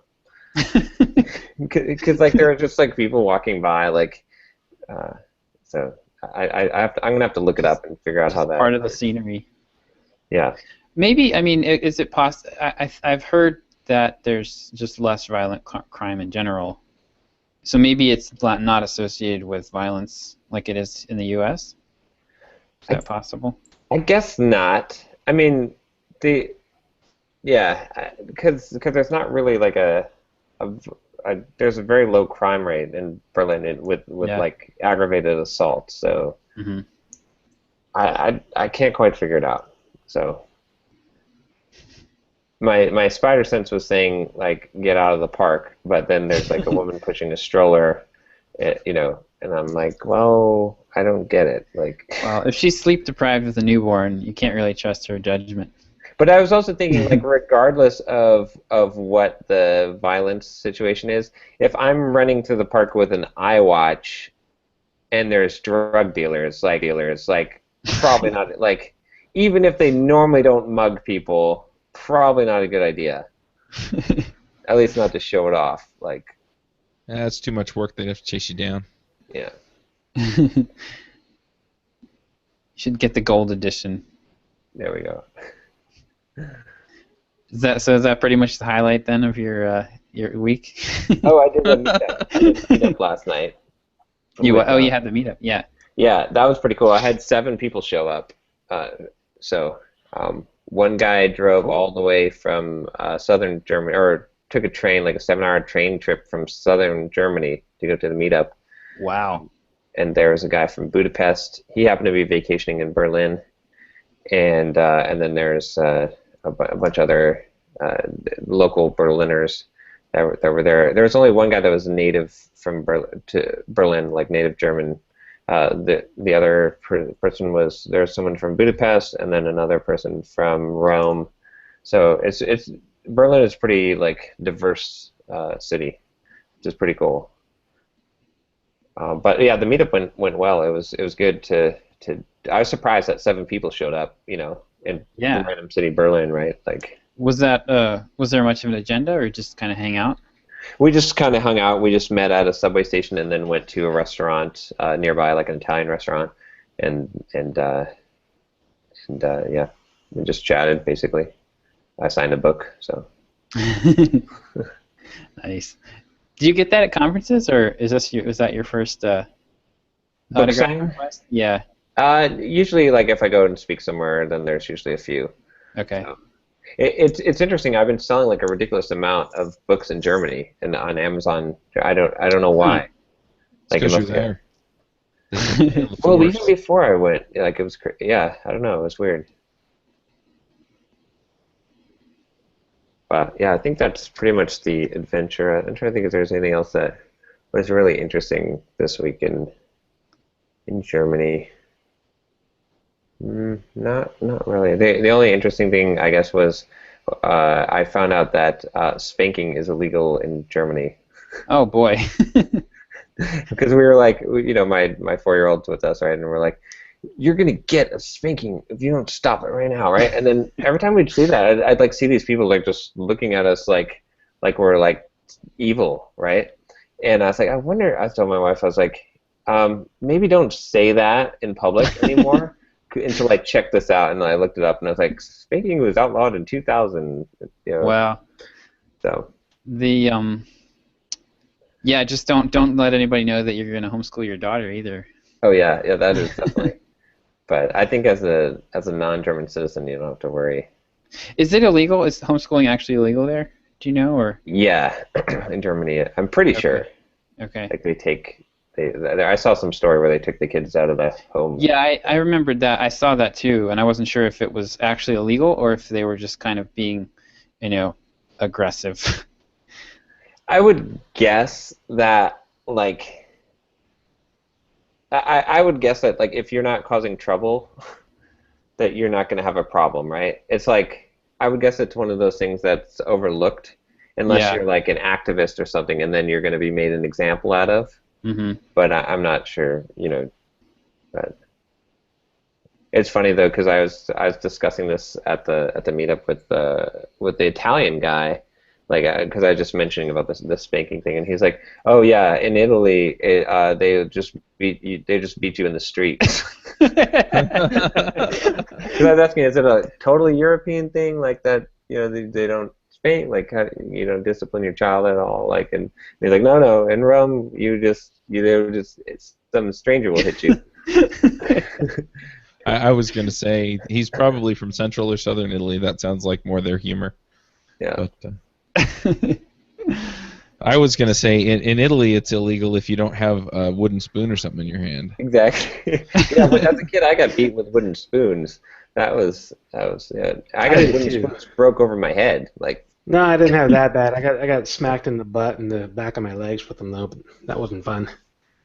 My mother actually broke a broom over my brother's back. Oh man. It was an aluminum broom. It wasn't and it just. Oh, okay. He was a teenager. I think it hurt the broom more than it hurt him, but yeah. Yeah. I got into a fight with my brother once, and I threw him into the side of my bed, and there were solid steel bed rails at the very bottom of this thing, and his tailbone bent the solid steel bed rail. Oh. Nice. Yeah. Oh. But yeah, I'm going to do meetups in all the cities, I think. Nice. That was pretty cool. That's awesome. I was been riding the subway in Berlin's pretty good too. We've been riding the subway in all the cities. The other thing, I've got Brian from Data Porters right now working on my server. Okay. He's switching me over to a fresh, clean DigitalOcean box that he's going to switch everything over. That he's going to set up the security on and fail to ban and all the nice stuff and make sure it's running smooth. It's going to be a little pricey. Like I think it's going to cost me like $1,000 to have him do it. But I figure it's probably worth it because I was looking at my DigitalOcean stats on the server, and I kept seeing like CPU going up over the last like few months, like at a pretty steady clip, and also outbound traffic. And I'm like, that's like, I mean, my traffic for my blog is increasing, but it's not increasing like at a steady clip like that. Right. Yeah. And it seems like there's something hokey going on my machine. Like maybe I'm being used. Someone has penetrated it and is using it for nefarious purposes. Yeah. And they may be like using it as injecting like secret messages into podcasts or. They're using you as a relay email server because you tried to set up your own email service again. Yeah, I had him do a bunch of work on my server too. I was very happy. He's pretty good and follows through well and everything. Okay, yeah. Hopefully it'll work out. He didn't seem to be like my only like complaint so far is he's not a WordPress expert.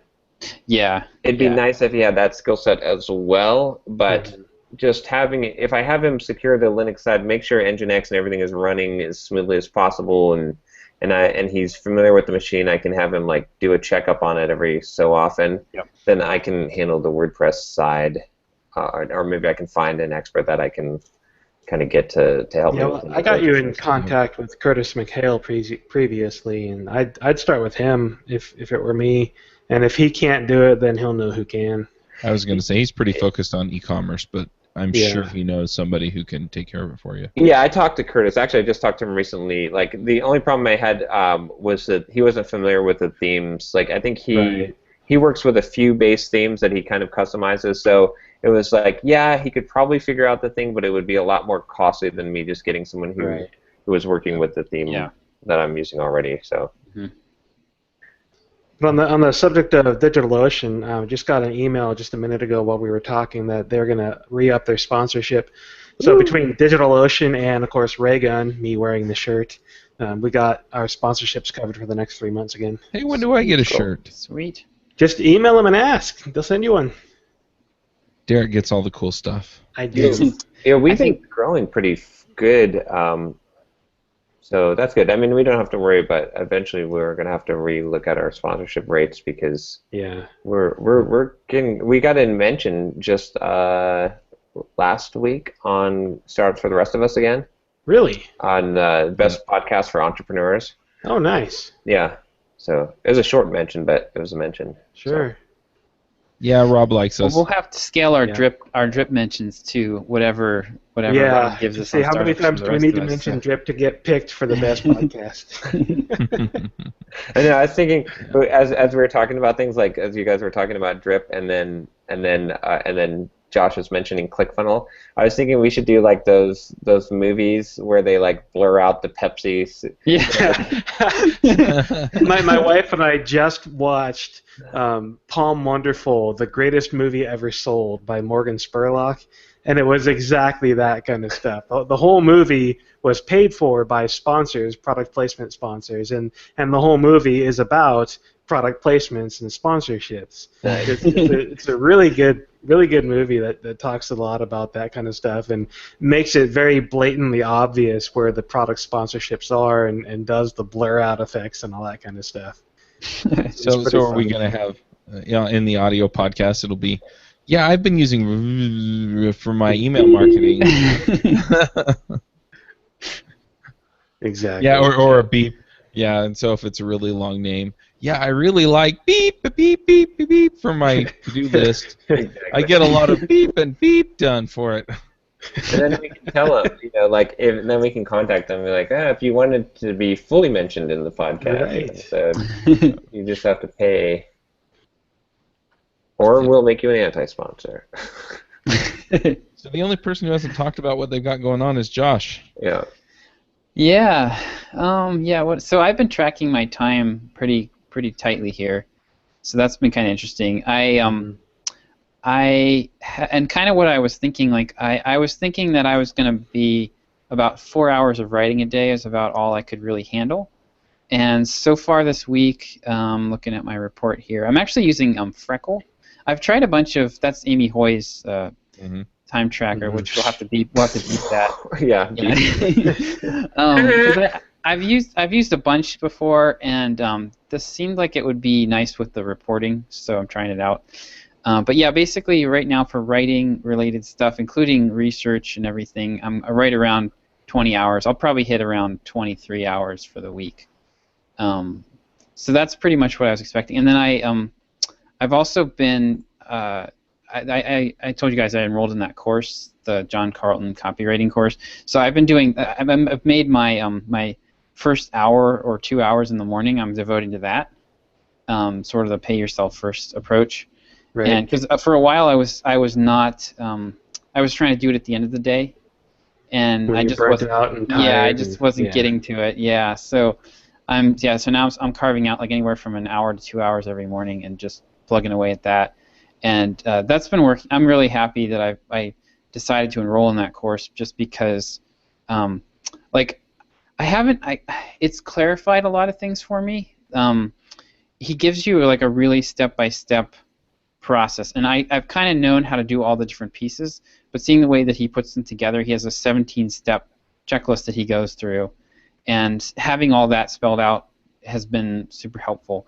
But mainly it's just been like reinforcing, okay, yep, I know this stuff. Yep, yeah. I can do this. And I sent the email to you guys.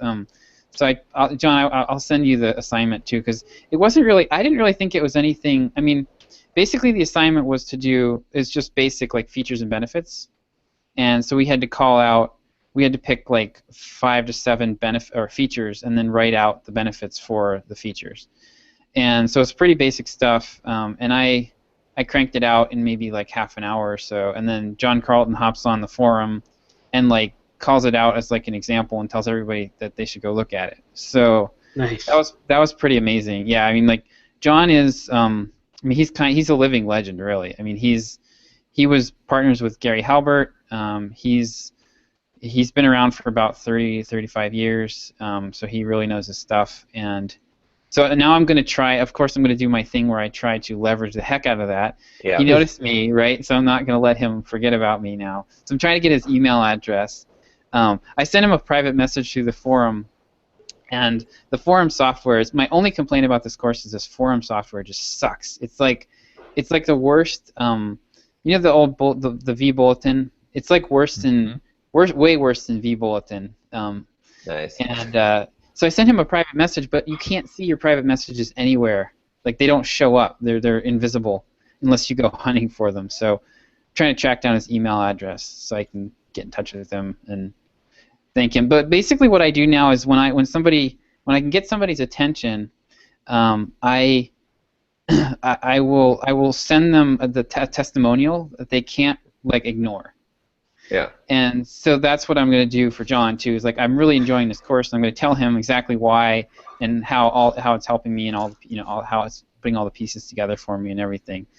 And people really appreciate that. Like, just saying nice things really can get you pretty far.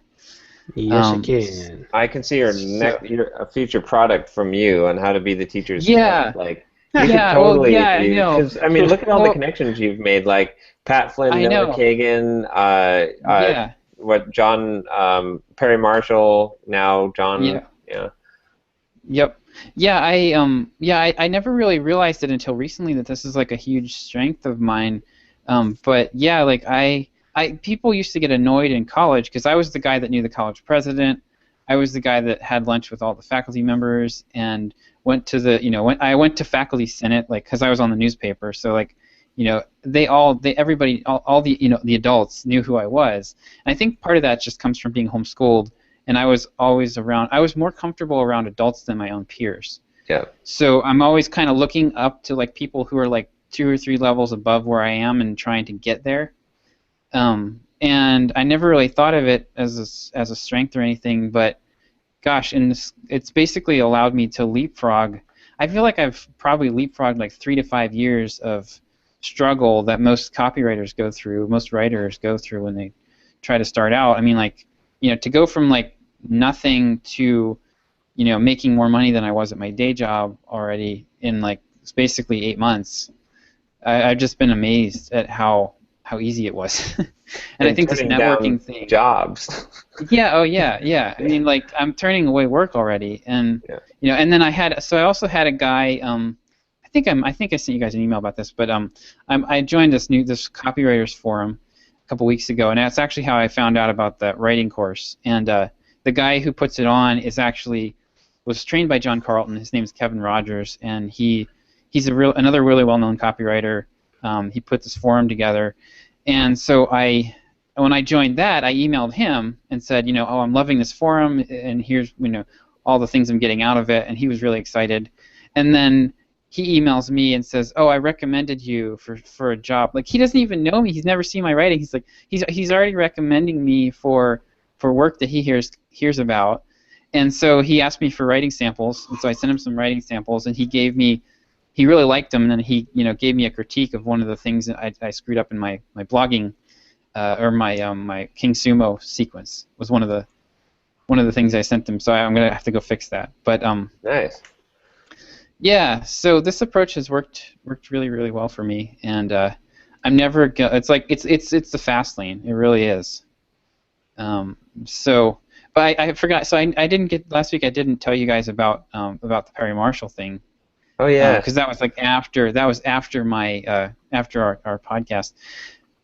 So how like you meet your hero and they're not who you thought they were, and you're like really crushed. They're like human. That was not the case at all. Actually, a human being. Yeah. Oh no, that was not the case at all. Actually, Perry was exactly the kind of person that he portrays himself. Like, I've had that experience before where I've met somebody that I really looked up to, and I just was like, the public persona was completely different than what they actually were. But Perry he was completely genuine, and it was exactly the kind of guy. Like, I was bracing. So going into the call, I know he's a really busy guy. I was bracing myself. I was like, all right, well, this could go 2 ways. He could be like friendly, or he could be just like all business, Yeah. And so I was kind of bracing for the all business, but I was hoping that if he was going to be friendly, I really wanted to take a minute and thank him for all the stuff I've learned from him and tell him my story, basically. And so we started the call, and he seemed like he was relaxed and approachable. So I basically just told him a really short version of my story for the last 8 months, and how his 80/20 book really kind of changed my life, and and set me on this course that I'm on now, and how excited I am, and how I quit my job, and I'm making more money than I was making at my old job. And he was just like so happy. Nice. He was really excited about it, and I sent him. So afterwards, I followed up by email, and I sent him a few more thoughts about my story, and he said he wants to print it in his newsletter. Wow, nice. Oh my gosh, that's crazy. Yeah. So that's been pretty cool, and I'm excited. So I'm working on a project with him, a side project, and I'm like working. He's putting together a little team for this project, and I'm one of the players on it. So, it's not paid right now, but he basically said, if there's anything I can do to help you with your copywriting career, just let me know. So, making those kind of contacts. Yeah. So that was a big thrill. And then the John Carlton thing this week, I'm still walking on air about that. I mean, he's I want to try to cement my place on his radar screen. So, but it'll be interesting to see where I end up in a couple of years, because this whole thing has been going a lot faster than I thought it would. Yeah. And I've been posting. So one thing I've been doing is posting. I've been posting a lot of my client work up in this copywriter forum for critiques, just because I don't have like a lot of confidence in. I haven't seen a lot of results from my work yet, because a lot of it was behind that firewall where I could never see it with my mentor. And so I've done a lot of work, and he was always like, "Oh, Josh, you're doing great. This is great stuff." But until you actually see the results, it's hard to believe it. So I've been posting my stuff in the forums for critiques, and it's been great because I've been getting really good feedback, and then I'll go through and rewrite, because it's really hard for me to step back from my writing and then and take another pass at it and make it tighter and better. So when I get the outside feedback, then I'm able to just like, okay, yeah, like the first thing I did was just rip out the first 3 paragraphs of what I'd written. Like that's a good writing tip. Like generally the first 3 paragraphs of something, you can cut it and it's gonna be better. Just start at 3 paragraphs down, or 2 paragraphs. Like usually you do a little throat clearing before you get into what you really want to say. But yeah, so I've been getting those critiques, and so I also launched. We finally got one of my funnels up and running with my client, who's the running coach, and so I've been working on. For him, what we're doing is we're building. He's got a $7 tripwire, and then like a $49 product. No, well, we're trying to go from a $7 product to a $197 product, and then from there they've got like a coaching thing that they can add on to that. So I'd written the emails to sell the $7 product and the landing page to sell the $7 product, and then I wrote some more emails to sell the $197 product, and now I'm working on the sales page for that. Nice. And we finally turned on the funnel for the $7 product, and we're sending people to this page I wrote, and it's converting at almost 8%. So I think that's pretty good. It's hard to say because it's such a low-cost product. I really don't have a good sense for what a $7 product should do. But yeah, it's converting at pretty close to 8%. So I'm pretty happy with that. And then this landing page, the $119 or $197 product is like, it's a 30-day challenge that they put together, and so I'm writing the sales page for that, and it's turning out to be a beast. It's like already 3,500 words, and it probably hit 4,000 before I'm done with it. So I'm hoping to crank the rest of that out today. It's a monster. But it's the story that I was telling you guys, where like this guy, he was like an Ironman triathlete, and then he gets injured, but he quits running entirely. He gives up on running entirely. He's like, I'm done with this. He walks away, and then his buddy, who's a CrossFit coach, convinces him to try some like basic stuff like deadlifting, and basically like in like 2 months the guy's back competing, and then he beats his all-time best time like just a couple months after that. It's this crazy story, and he hasn't used it at all. Wow. So yeah, so I interviewed him, and I'm actually it's great. Like I actually was able. He's a good storyteller, so I was actually able to just walk through. I just basically said like, okay, pretend this is a movie, and just walk me through start to finish, like visually, like and what you were feeling and everything, and he so I'm pretty much taking the transcript of the interview and like editing it down, and like that's the sales message. It's coming together really nice. So I'm excited. I'll probably try to get my instructor from this writing course to take a look at it too. So, because she's somebody else I'm trying to get. I want to stay on her radar as well. So, I'm trying to get like I want about five high-level copywriters to know who I am and be impressed with my work, and I think I will never have to worry about getting clients if I can get that. So, pretty close. But yeah, and then I'm also working on so my other client, right now I actually only have 2 clients, and the one client is the explainer video guy, and so I put together an AdWords campaign for his website, and we're just sending traffic to a random page right now. It's this pricing page, because I haven't written the landing page yet, but I'm getting the click-through rates I'm seeing on this are insane. Like my best ad, I'm getting 5.36% click-through rate on AdWords, which is crazy. Like anything over 1% is good on AdWords usually. And then people are like, he has a newsletter form in the sidebar, and I'm getting conversions off of that thing. So like people seem to be starving for this guy's product, and I think as soon as we get the landing page that I'm working on up there, he's going to start getting some seriously good leads off of this. So that's pretty much what I've been working on. I'm tired. I'm ready for the weekend.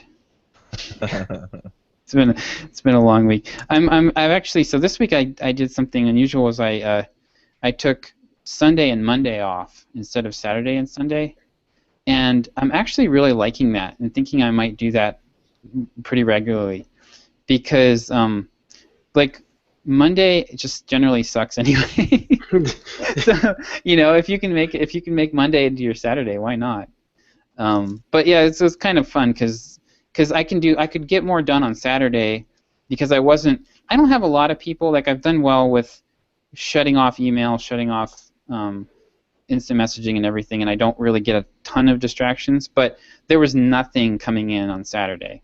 So I was able to just kind of work all day Saturday and not feel like I was, not feel like I should be checking email or checking Slack or whatever. So I might do that a couple times a month. It was kind of fun. No, you can't do that. Sorry. Yeah, I also need to think about like scheduling in time off as well. Like I'll have to think about how to do that, like vacation, basically. Do you guys like Chuck, particularly? Well, Chuck and Derek, I guess, since John's like permanently on vacation. Yeah, permanently on. Like how do you guys handle that? Do you? So I've got vacation. I've got vacation coming up in July. I'll be gone July 7th through the 15th, and I'm not going to do anything during that time. It's just going to be vacation. Sweet. I mean, I don't, especially now that Signal Leaf is shut down or shutting down. I really don't care about errors anymore. That was honestly one of the biggest points of stress of me driving and traveling anywhere was dealing with Signal Leaf crashing, because it happens on a frequent basis still. And now I'm like, I don't care. Nice. How about you, Chuck? Do you how do you manage that, or taking vacations? Yeah. I mean, for the most part, I just go. I take my laptop with me and then usually don't pull it out. Yep. Then if something happens, I can jump on it, but most of the time it's not a big deal. Every once in a while, I'll get a text from Mandy or somebody, or I'll get a whole bunch of Twitter messages, because I'll check Twitter when I'm just goofing around, and something's busted. But yeah. Otherwise, it's just, I have my backpack with all my tech gear in it, and the only thing I pull out is my iPad. Right. Nice. So. For me, I've found in the last few years of travel and vacation and whatnot, that's usually when I'm the most productive. Not because I'm worried about anything or doing anything, it's because I've allowed myself to relax Yeah. and I get out of the daily grind mindset and suddenly I have all of these ideas and I want to do things, so I pull out my laptop and I start coding. Mm. And I mean, Signal Leaf was born out of that kind of thing, and half of the work that I did originally on it was on vacation, and all of my original ideas came out of just sitting around my So parents' Derek, house in Kansas. So I mean, I expect when I come back from vacation in the middle or at the end of July, Watch Me Code is going to be like this reborn, amazingly awesome thing. I was going to say, look into the camera and promise us that we're not going to have another app. You're not going to start another app while you're on vacation. No, definitely not that. But I've got all these things that I need to do for Watch Me Code, and some of them are probably going to happen on vacation. Because I find it easier to work when I'm relaxed and away from the daily grind and not thinking about that stuff. I've run into that some at like conferences and things, so I'll get a good start on a stupid project that nobody's ever going to really use, but yeah, it's super nice because there's no pressure, there's no this, there's no that. That's one of the reasons why I actually want to quit freelancing, is just that there's no pressure on what I'm writing. Yep. The pressure is, oh well, people need this, but it's my own thing. And I can handle it on my own time. I manage the messaging about it and stuff like that. Right. But yeah, it makes a big difference. One thing I found though is when I come back from vacation, I have a hard time getting back into the groove. Yeah, exactly. That's for sure. Yeah. I'm gonna need to figure this out because for me, like, I've got retainer clients right now. So, and I'm actually a little overcommitted with my retainer clients. Like, I think I bit off more than I could chew on the running client. So I was actually asking on that copywriter forum this week, like, how. So we were talking about just the research that you have to do for any particular project, and one of the guys, actually Kevin Rogers, posted like his research routine that he'll go through. And I'm looking at it and I'm like, holy cow, I asked him, how much time do you spend on a typical project? And he's like, well, typically for like a launch, which is like a sales page, maybe a VSL, 5 to 7 emails, and then maybe a couple, like some sales funnel tweaking and that sort of thing. He only does one of those a month. And I'm like, oh, well, because like for my client, I committed to 30 emails a month, and 2 landing pages and 2 short like opt-in pages. And I'm struggling right now. Like, I'm working on this landing page and it's taking me. I spent all week on it, and it's going to be great when it's done. But I had to do a ton of research on it, and still feel like I'm shortchanging the research that I should be doing. And now I'm like, okay, well that makes sense. And I forgot to mention he works with another copywriter, so it's 2 people splitting that work. So yeah, I'm a little bit. So anyway, for vacation, I'm gonna have to work ahead, I think, if I want to take like a week off. But I could take a day here and there and not really cause any problems, I think. And my take on it is that I prefer to go on longer.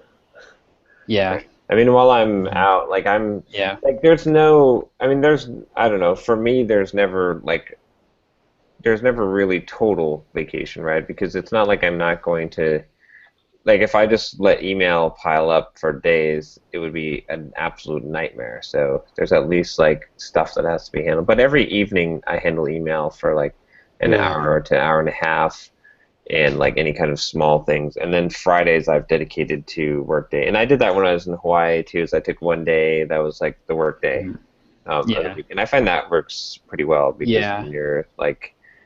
And then you come back fresh. I'd rather do that than like take 2 weeks or a week. Because then when I do that, just like Chuck said, I have the problem of I don't feel like working when I come back. But after 2 or 3 months, I really feel like working. Mm-hmm. So. Yeah, I want to get to that point. I need to get where I want to get next is to. I don't think I'm going to want to do the retainer thing long term.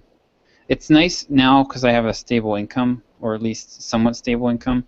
But I think I'd prefer to do like one-off, like basically just do like one big project a month, and have a waiting list of people who want to work with me, and if I and that way, because I can really focus on the task switching between the different clients is definitely tricky. Well, I think your retainer model, like, I wouldn't totally ban it, because usually people evolve to the retainer model, but the problem that I see with what you're doing with the retainer model is you're committing to an amount of work for the retainer. Well, yeah, that's kind of how it works in copywriting. Like if I was a marketing consultant, like the $1 Million Consulting retainer model is, retainer is access to your brain. Exactly. And nothing else. It's not a set amount of work. And I think you should need to transition it to more of that, where it's like I don't know if I can do that as a copy. It's strictly copywriting, though. Yeah, but see, here's the thing. It's like you're selling priority time. You're saying like, okay, look, here's like I've written your line, like, and this is with an existing client, right? You've done some project for a client, and even probably your current clients, you can probably move it into this, where it's not, I'm not committing. You don't know when you're going to need me to work on stuff, but when you have like something that comes up and you need someone to do this thing and you need priority access to them, I'm here, you trust me, you know the work that I do, you're paying to keep my availability and right. to do some work for high you. priority access. Like and it should work out in your favor always. It should be in the because you are essentially sacrificing some time, like you're giving them they're paying for your availability, so it should be more. You should be doing less work for more money because of that, because you're sacrificing. Well, what you're doing right now with saying, okay, for this much a month I'll do these things, you're not doing a retainer, you're doing a contract. Yeah, it's a monthly. Yeah, I would agree with that. Yeah, but that's typically how it works in copywriting. Like all the clients so far, every client that I have worked with has way more work for me than I could possibly do. So the idea that they're just keeping me, available for some emergency type of thing, or for a project here and there, is not what I see. What I see is like they would take all of my time and times 3 if I would give it to them. So I would honestly start correcting your situation by letting all your current clients know that this is not a retainer. Hey, I screwed up the naming of this. Yeah. We're not actually doing a retainer. We're doing a monthly contract, and just stop right there. In fact, let that sink in. Let people understand. Okay, this is a contract, and once they understand that, then you can go back in for contract renegotiations. In fact, I wouldn't even do a monthly contract, right? Yeah. I would make retainers become monthly contracts, and then do a big project. So just from what you're describing, Josh, it sounds like to me what you need to do, like let's say with your running client, or I mean it's too late now, but maybe you can change it. But you really needed to have said, look, because they have all this work that they need you to do, right? They know what it is already. So you probably should have did a fixed bid, like priced that out and said, this is what doing all this work will cost you. Right. And then after that, when you finish the lump sum of the work they need you to do, then pitch the retainer model to them and say, look, now you can have me on retainer. I can modify these emails for you. I can, when we need to make changes and do these things, we can do these things, and you pay me X dollars per month. Yeah, that makes sense. And that's kind of actually what I was trying to say earlier about like wanting to do these bigger projects, like just kind of do like one project at a time, where I would be, it would be more like what you're describing. So I'm not on the hook. I mean, yeah, exactly. Yeah. So, okay. But I mean, you gotta. But yeah. Figure it but out initially, like, I mean, I really had no way. Like, I actually thought that I would be fine with what I was promising these guys. I think what's going to happen is I'm just not going to be able to get all the emails done for the month, and we'll just have to. I told him. He asked me like what would happen in that case, and I was like, well, I'll basically just discount next month by whatever I didn't get done this month. So, which isn't really, isn't what I want to do long term, but this gave me these 2 contracts, or retainers or whatever, gave me the stable income to be able to confidently get out on my own. And so yeah, once I've got myself more established and I've got a backlog of people, then I will start to probably transition to more of a project-to-project approach. Because then I can just say, like, I want to take vacation. All right, well, I'll just delay a project a week. Mm-hmm. Yeah. And then I've got a gap. Versus right now, it means I have to either work ahead or I'm going to come back and I'll be behind the 8th ball. So I'll fix that eventually. My contract Fix that soon. Yeah, I'll fix it. My contract with my my client, the explainer video contract, that's about 3 months. So once that, I think I'm going to raise my rates with him once that ends, and I don't think he'll be able to afford me. And then with the running client, I think once I get past, I think I'm still going through the curve of like learning his business and learning the market. So once I get past that, it'll be, I should be able to work a lot more efficiently. I'm kind of I based what I offered him off of what I was doing for my mentor with the chiropractic stuff and the dental stuff. But a lot of that, part of the problem there is that I had no time, like he gave me no time at all, so I was shortchanging the research badly. Like basically all the copywriters I'm talking to say that they spend at least 50% of their time researching before they write a single thing. Mm-hmm. If you've got a week for a project, you spend 2.5 days.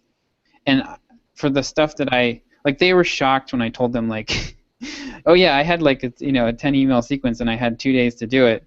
They were, and by the way, I had a full-time job at the same time. Like, so that meant I had 4 hours to write 10 emails. They were like, yeah, that's not enough.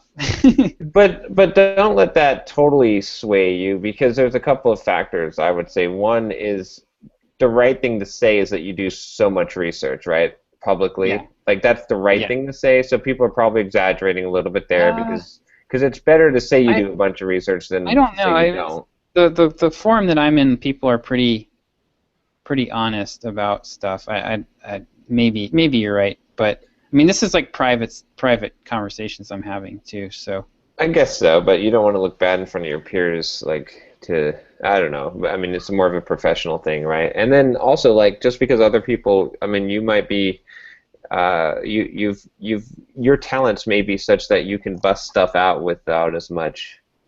I'm not saying don't research. I'm just saying that like don't feel guilty because other people are spending more time researching. I'll get better. You get better and faster. Like, there's a lot of overlap. You kind of, as you bounce from industry to industry, there is a lot of overlap, and you start to get just basic psychology down, and you just see how it's sort of like learning a new programming language, right? Like you learn how to think about it in a certain way, and then then you're just kind of slotting in the deltas, right, of how a particular language does something. So that's kind of the same. I'll get more efficient at it, but I guess that's true. All you really need to know. See, here's a book for you. All you really need to know about copywriting is fitness, how to make money online, and sex. And because that's everyone's selling those 3 things. There's nothing else that people are selling. So once you have written for those things, then that's it, right? Absolutely. Maybe a slight oversimplification. Yeah, there's just a small portion of people that are selling programming-related things, but everyone else is selling fitness, money, or sex. So. Yeah, so I did get Raygun. So Raygun was the client I mentioned last week that I decided not to go forward with, and I did find somebody to take over their AdWords, the audit. Oh, nice. So yeah, I think that whole situation will have a nice resolution. Finder's fee out of that? What's that? Yeah, actually he has a referral program. Okay. He's a guy. I met him on the Perry Marshall forum, and he answered a bunch of my questions a few months ago, and I found him to be one of the most helpful and knowledgeable people. So he was kind of the first person that came to mind. Nice. So that could be a nice partnership too, if he's got, because I'm sure he needs landing pages written from time to time. So we could help each other out. And he seemed to like I showed him my landing page that I wrote for my King Sumo he was helping me out when I got my AdWords account suspended, actually. And he saw the landing page that I put together and thought it was pretty good. So, yep. But All right, that's we all should I probably got. wrap it up here. Yeah. Thoughts for the week?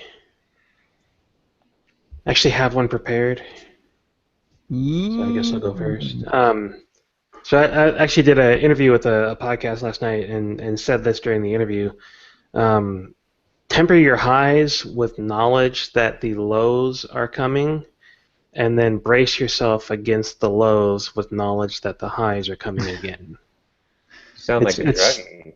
Yeah, totally. It's the realization, that that what we do as entrepreneurs is this massive roller coaster, and as horrible as last week was with shutting down Signal Leaf and dealing with this still, I was bracing myself against that by looking forward to this week, and this week has gone really well in terms of my launch, and at the same time I'm holding back the celebration, knowing I spent a lot of money getting this thing done, so I have a lot of credit card debt to pay off, which this is all going to go to that. But also that I'm going to have to get back to shutting down Signal Leaf again, and it's going to be difficult for a while. So it's trying to take more of the even keel approach instead of allowing myself to be completely off the chart high and completely off the chart low. Trying to brace myself against the highs and lows by keeping a perspective that keeps me moving at more of an even level. Very stoic. I like it. I'm 100% agreement. We will make you a stoic. Yeah, it's very true. That's a very good point, though, because it's totally like that when you're at the high, a low is coming, and when you're at the low, a high is coming. You just got to be able to push through the low, and you got to be able to ride that high. But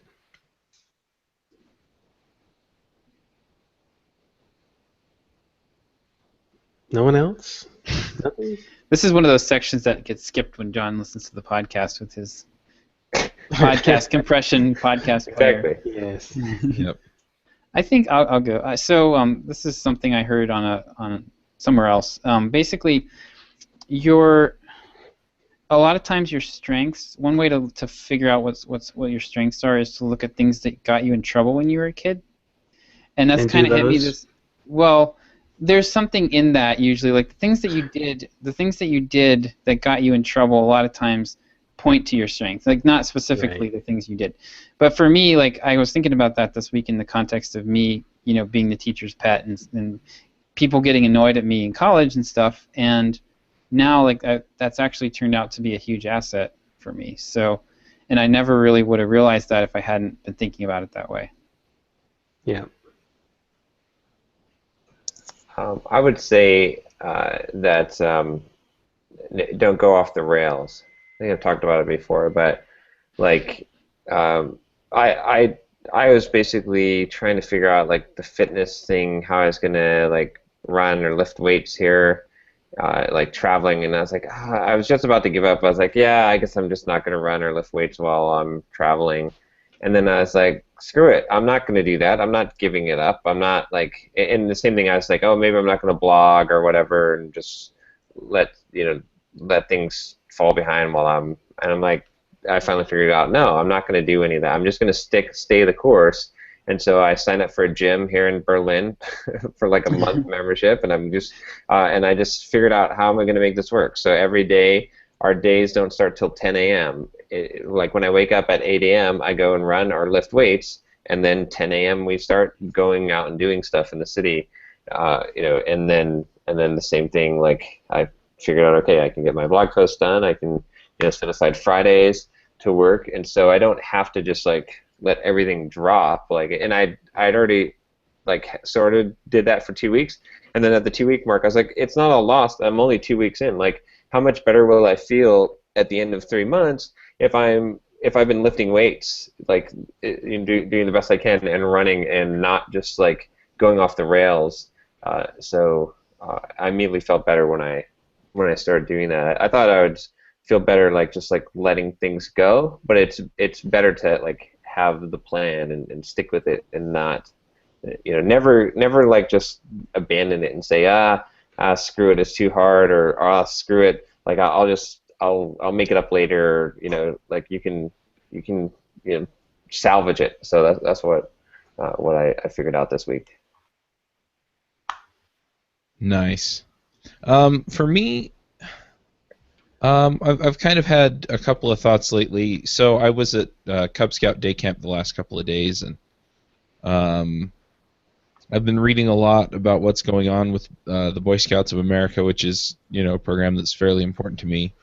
And there are a lot of people telling the Boy Scouts what their values should be, and things like that. And I really just want to encourage people to stick with what you believe. I mean, there are so many people out there that believe so many different things about the way that the world should work, and if you hold some convictions that certain things are right or true, then stick with them. Yeah. It doesn't matter if the winds are blowing one way or the other. It doesn't matter if people are going to be angry with you because you believe that one thing is right or wrong.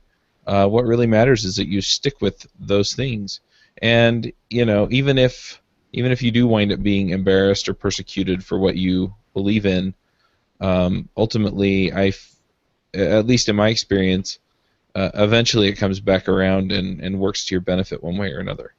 And the other thing is that I'm never happy when I'm not doing that. So I have to stick to what I believe, and I think everybody else is better off doing that. And once we know where everybody stands, then we can have honest conversations about how we can make the world better. So anyway, those are my thoughts.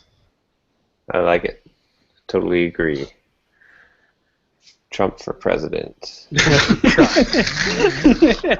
That's it. I'm out. I'm done. Awesome. Oh man.